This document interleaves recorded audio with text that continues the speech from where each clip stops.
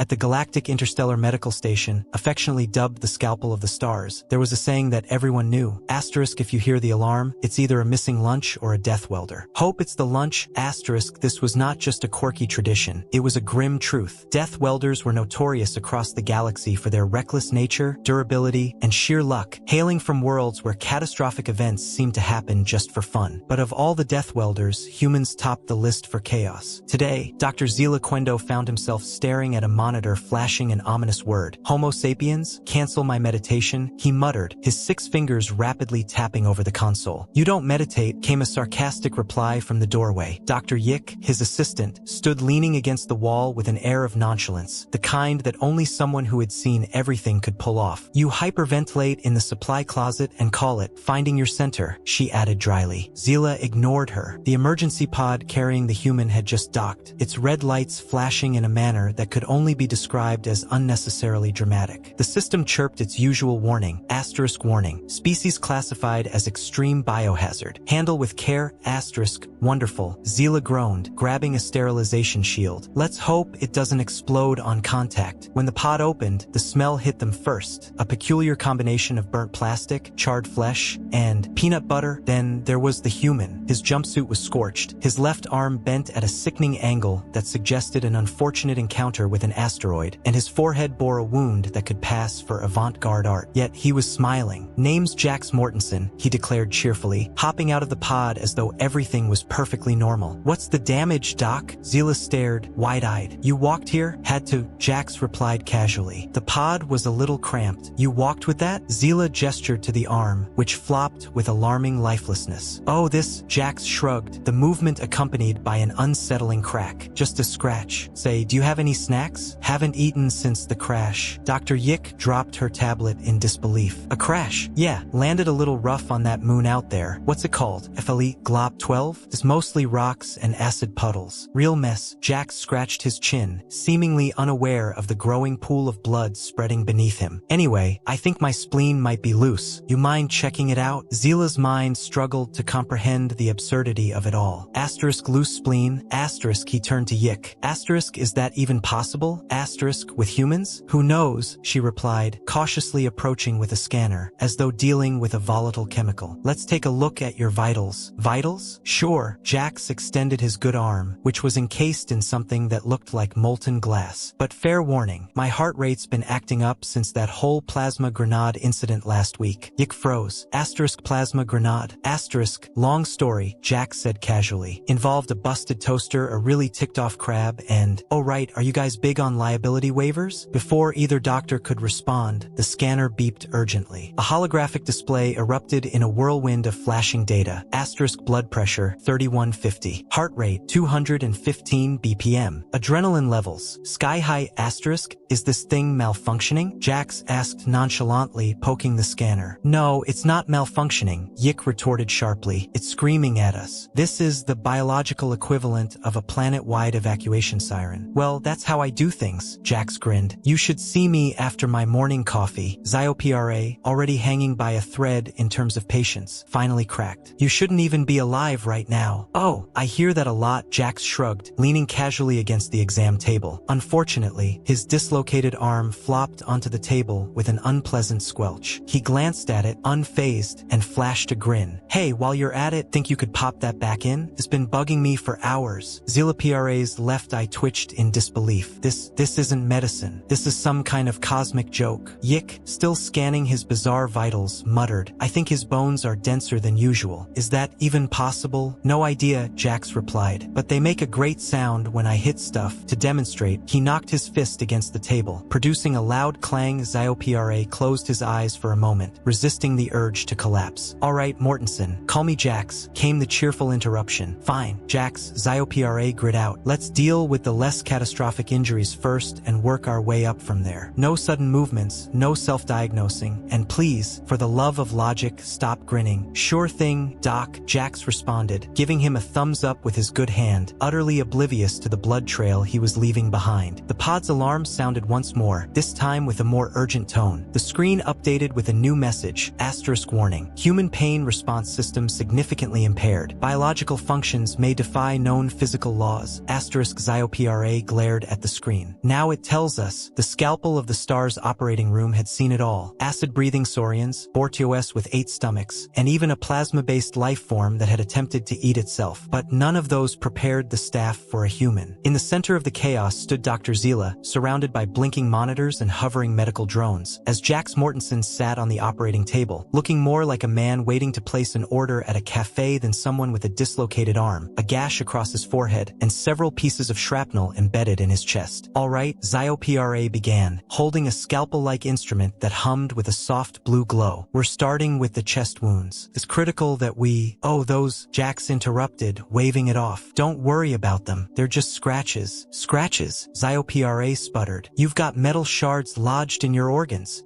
They're probably not hitting anything important, Jax said dismissively, scratching his chin with his uninjured hand. Besides, I heal fast. It's a human thing. Dr. Yick, still scanning, looked up. Fast? You're bleeding like you're a walking river. That's just my body clearing out the bad stuff, Jax explained casually, as though talking about a normal health practice. Efficient? Huh? Efficient? SciFi echoed, his voice higher than usual. This isn't efficiency. This is sheer lunacy. Now lie down and don't move. Sure thing, Doc, Jax responded casually, stretching out on the table. His body made a symphony of cracks and pops, like a bag of brittle twigs snapping under pressure. Yick flinched. Was that normal? Completely, Jax grinned. Happens every morning when I wake up. Just part of the routine. SciFi took a deep breath, reminding himself that homicide was frowned upon in intergalactic medical ethics. Fine, let's get this over with. He gestured to Yick, who handed him a high-precision extractor drone. As it moved into position, a soft whirring filled the room, and its delicate pincers extended toward a jagged piece of shrapnel lodged dangerously close to Jax's heart. SciFi steadied his hand, focusing. So, how's your day going? Jax asked, completely unfazed. Please, don't talk, SciFi muttered through clenched teeth. I mean, it's gotta be stressful, right? Patching up people like me all day. Do not talk. Or is it mostly paperwork? Bet it's paperwork. You've got that buried in forms look about you. SciFi's I twitched violently. The drone beeped cheerfully, successfully removing the first shard of shrapnel. Yick let out a sigh of relief, but Jax simply nodded in approval. Nice one. 10 out of 10 for precision. Ignoring the commentary, SciFi focused on the next shard, one lodged deeper and requiring more finesse. His hands remained steady despite the storm of frustration brewing inside. You know, Jax continued, I once pulled a piece of rebar out of my leg with a pair of pliers. Took me, maybe 30 seconds. Beat that. Yick slapped her forehead in exasperation. Please tell me you didn't. Of course I did. Didn't even flinch. Well, okay, I flinched a little. There was this nerve thing. Kind of a funny story, actually. Quiet, SciFi bellowed, his normally composed demeanor completely shattered. Jax chuckled. Touchy. You should try deep breathing. Document works wonders for stress. SciFi growled under his breath, but managed to extract the second shard without incident. As the drone placed it into the containment tray, he noticed Yick staring at her scanner, her expression a mix of confusion and disbelief. What now? SciFi asked, dreading the answer. His tissue is regenerating, Yick said, tapping the scanner. The wounds are closing on their own. That's the human way, Jax said with pride. We break, we fix, like a self-repairing starship. This is not fixing, SciFi snapped. This is biological anarchy. Yick leaned in closer to the scanner, her confusion deepening. It's not just the wounds. His adrenaline levels are through the roof, but his heart rate hasn't dropped below 200 since he arrived. By all logic, he should have gone into cardiac arrest. Cardiac arrest? Jax waved it off casually. Happened to me once. Shocking experience, literally. But hey, I got better. Better? SciFi repeated, his voice rising in disbelief. You got better? Do you realize how? He stopped mid-rant as a new alarm blared from the console. Warning, patient requesting non-standard treatment. Jax perked up, grinning. Oh, that's for me. I was going to ask, do you guys have any duct tape? I find it works wonders for these kinds of situations. Zila turned to Yick, his face unreadable. Did he just ask for duct tape? Yes,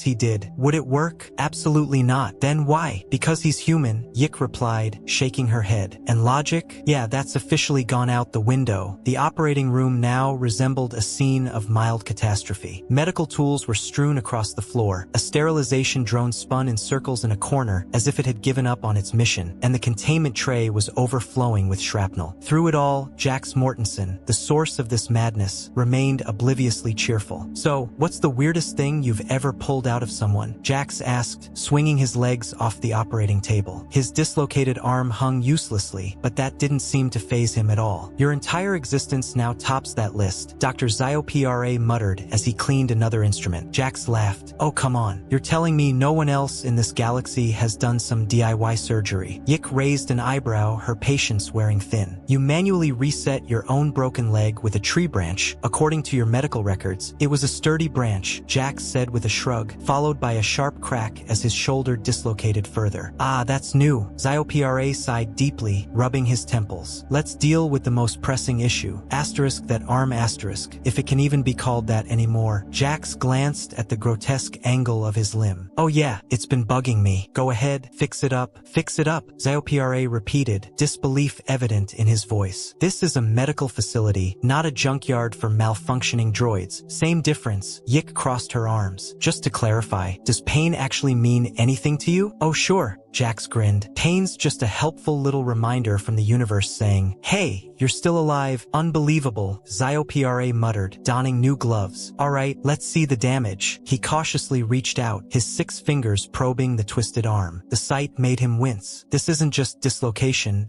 well, I don't even have a word for it. Your tendons look like someone tied them in sailor knots. Neat, huh, Jax said proudly. Think it happened when I punched that acid slug. Good fight, good slug. Why? Zila stopped himself. No, I don't want to know. Let's just reset it. Yik, bring me the stabilizer brace. As Yik prepped the brace, Jax leaned toward Zila like he was sharing a secret. You're overthinking this. Just yank it, SciFi echoed, horrified. This isn't a primitive sports league. No, seriously, it works. One good pull and boom, good as new. Dr. Yik, holding the brace, sighed. Should we just sedate him? I'll pass on that, Jax interjected. Sedatives make me groggy. Besides, you're doing great. A plus bedside manner. Zila could feel a migraine coming on. He waved off Yik's brace and took a deep breath. Fine.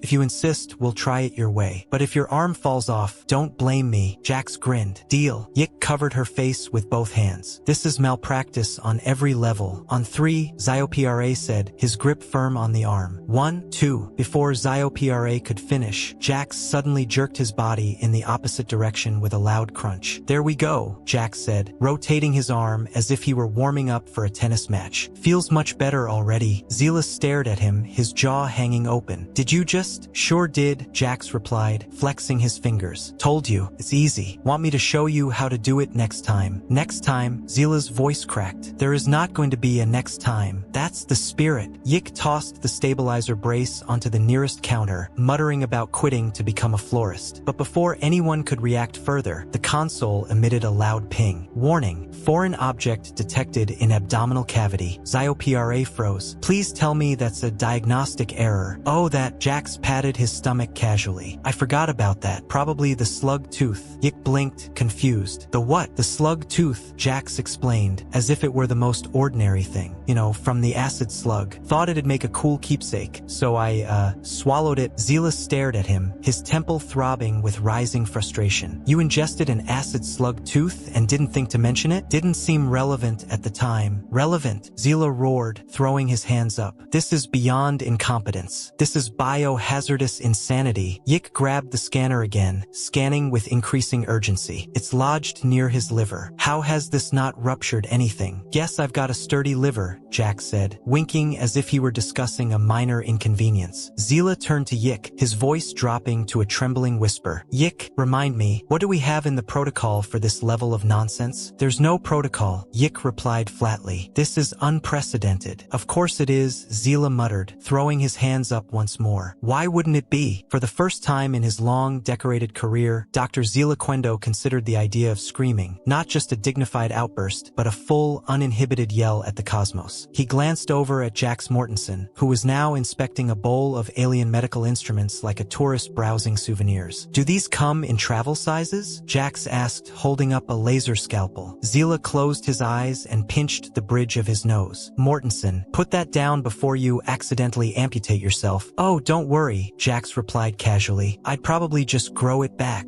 Yik, still focused on the data from the acid slug tooth lodged near Jax's liver, looked up with a deadpan expression. He's not kidding. His cellular regeneration rate is so high, he could theoretically survive decapitation. Jax grinned. That's me. Human Swiss Army knife. Swiss Army lunatic, SciFi muttered under his breath. He turned to Yik. What are our options for removing the foreign object? Well, Yik said, tapping her scanner thoughtfully, surgery is the obvious choice, but with his physiology being whatever it is, there's a risk his body will try to heal over the equipment mid-procedure. That sounds inconvenient, Jax commented. Inconvenient? SciFi's voice jumped an octave. It's potentially catastrophic. Well, I mean, you could just leave it in there. It's not bothering me. SciFi stared at him, his composure cracking like a brittle asteroid under gravitational stress. We are not leaving an acid slug tooth inside you. Suit yourself, Jax said, flopping back onto the operating table. Do your thing, document. Fine, Zila growled, rolling up his sleeves. We'll proceed with a localized extraction. Yik, get the containment unit and the nanoforceps ready. As Yik moved to gather the equipment, Jax suddenly perked up. Oh hey, what's that thing over there? He pointed to a device in the corner of the room that looked like a bizarre hybrid of a satellite dish and a blender. SciFi didn't even glance at it. That's an electromagnetic resonator. It's used for stabilizing high-energy plasma fractures. Why? Jax asked, sitting up straighter, his eyes gleaming with excitement. I've got an idea. No, Zila said immediately, a warning in his voice. Absolutely not. Come on, hear me out, Jax said, already standing. No, whatever you're about to suggest is almost certainly insane, hazardous, and we could vibrate the tooth out, Jax interrupted, pointing at the resonator. SciFi froze, processing the suggestion. Vibrate the tooth? Yeah, just crank that thing up and boom, it'll shake loose, Jax said, grinning with enthusiasm. Yik, who was halfway across the room, stopped dead in her tracks. That's not how it works. Sure it is, Jax replied confidently. Back on Earth, we use this trick all the time. Ever had a pebble stuck in your boot? Just shake it out. This is not a pebble, Zila shouted, gesturing wildly at the scanner, which displayed the jagged, tooth-like object lodged dangerously near Jax's abdominal cavity. It's a volatile organic remnant with acid-producing properties, and yet here I am, alive and kicking, Jax countered with a shrug. Trust me, Doc, Jax added, humans are built for this kind of thing. Zila turned to Yik, his voice barely more than a whisper. Please tell me he's joking. Yik sighed, rubbing her temples. The worst part is, he might not be. Great, Jax said, clapping his hands together. Let's fire it up. Zila stared at him, his mind spiraling into disbelief. This cannot possibly end well. 15 minutes later, Zila found himself standing behind a reinforced shield, gripping the controls of the resonator with trembling hands. Yik had set up an emergency containment field around Jax, who was lying on the operating table with a grin that could only be described as gleeful. Ready when you are, Jax called out, giving them a thumbs up. This is madness, Zila muttered, adjusting the resonator's settings. Absolute, unmitigated madness. You're doing great, Doc, Jax called back, activating the resonator. His voice vibrated slightly as the machine hummed to life, emitting a low-frequency vibration that quickly escalated into a bone-rattling hum. How's it feel? Yik asked, peeking over the console. Like I'm in a cheap massage chair, Jax replied, his voice comically vibrating in sync with the machine. You might want to turn it up. This is already at 60%. Zila shouted over the noise. Try 80. Yik hesitated, her face filled with doubt. Doctor, I don't think 80, Jax repeated, grinning wider. This is just getting started. Zila sighed, adjusting the controls and cranking the machine up to 80%. The vibrations intensified, rattling tools off counters and sending a small drone spinning helplessly in circles. Suddenly, the scanner beeped frantically, and Yik's eyes widened in shock. The tooth, it's moving. See, Jax said, his body vibrating violently as the resonator worked its magic. Told you it would work. The acid slug tooth slid slowly, dislodging itself from Jax's liver as the resonator hummed on. The room was still, the silence heavy except for the constant hum of the machine. Then, with a squelching plop, the tooth popped free and landed neatly in the containment tray. SciFi stared, wide-eyed, his mouth agape. It worked. Told you, Jax said with a grin, hopping off the operating table like it was just another day. Humans 1. Weird alien biology 0. The room remained silent, the only sound being the faint hum of the containment tray where the acid slug tooth lay, mocking every ounce of medical knowledge Dr. SciFi Quendo had ever amassed. The walls still vibrated faintly, and one of the sterilization drones was now wedged upside down in a corner, struggling to right itself. Jax stood in the center of the room, stretching, inspecting his now tooth-free abdomen with the nonchalance of someone who had just checked their watch. Well, that wasn't so bad. You guys really know your stuff. No, our stuff, SciFi corrected, his voice thin and shaky. We just removed a volatile, acid-secreting foreign object from your abdominal cavity using a resonator designed for stabilizing plasma fractures. This isn't medicine, it's It's lunacy. Jax tilted his head slightly, grinning. I mean, technically, it worked. So, good job. Yik leaned against the console, staring blankly at the acid slug tooth as if she were willing it to vanish. Doctor, she said finally, breaking the silence, what do we even put in the report? Oh, that's easy, Jax interrupted, grinning. Just right. Human walked in, shrugged off death, left in better shape than when he arrived. That's not a medical report, ZioPRA snapped. It's accurate though, Jax said, still grinning. Before ZioPRA could respond, the station's central alarm blared, cutting through the tension. Incoming transmission. Priority critical. The voice of the station AI, eerily calm, filled the room. Alert. Incident reported on nearby asteroid colony CRX-7. Large-scale cave-in, multiple casualties. Request for emergency medical assistance received. ZioPRA let out a long sigh, his exhaustion suddenly replaced by a renewed sense of duty. All right, Yik, prepare the med pods. We'll need... I'll go, Jax interrupted, cutting him off. The doctors turned to him in unison. What? I'll go? Jax repeated, casually rolling his newly repaired shoulder. Sounds like they need someone who can handle a little chaos. Absolutely not, Zila said firmly, shaking his head. You're still recovering, well, as much as you ever can recover, and you're not qualified for rescue operations. Sure I am, Jax said, already rummaging through a supply cabinet. I've got the basics covered. Indestructible body, devil-may-care attitude, and a knack for improvising. What else do you need? How about training? Yik said, crossing her arms. Hey, I'll pick it up on the way, Jax replied, tossing a pair of multi-tools into a bag. ZioPRA sputtered incoherently for several seconds before finally finding his voice. This is not happening. We just finished patching you up, and now you want to throw yourself into another life-threatening situation? Throw is a strong word, Jax replied, grinning. More like walk confidently toward it. Besides, you saw how well I bounced back. Doctor, Yik said quietly, leaning closer to Zila. He's probably the only one who can survive down there if the cave-in is as bad as the report says. ZioPRA groaned, pressing a hand to his forehead. You cannot seriously be suggesting we let him go. I'm not, Yik said, but he's going to do it anyway. I'm standing right here, Jax interrupted, waving his hand. And she's right. Now where's the exit? I don't want to miss the fun. ZioPRA threw his hands up in frustration. Fine, go ahead, walk into certain doom. But when, if you return, don't expect me to reattach any more limbs. Deal, Jax said, slinging the bag over his shoulder. Oh, and I'll take one of those resonator things, just in case. No, ZioPRA barked. Fair enough, Jax said, grinning as he headed for the door. As the automatic doors whooshed shut behind him, the room fell into an uneasy silence. Zila collapsed into a chair, staring at the containment tray. I feel like I've just survived a supernova. You did, Yik replied. It just happened to be in human form. Hours later, Jax returned, covered in dirt, several new cuts, and with what appeared to be a chunk of alien rock lodged in his shin. He walked into the medbay like he'd just come back from a casual stroll. Mission accomplished, he announced, casually dropping the bag of tools on the floor. What happened to your leg? ZioPRA demanded, his voice near a shriek. Oh, that, Jax glanced down nonchalantly. Rock fell on it. No big deal. No big deal, ZioPRA thundered. There's a boulder in your limb. Relax, Doc, Jax said, flashing a thumbs up. Just patch me up,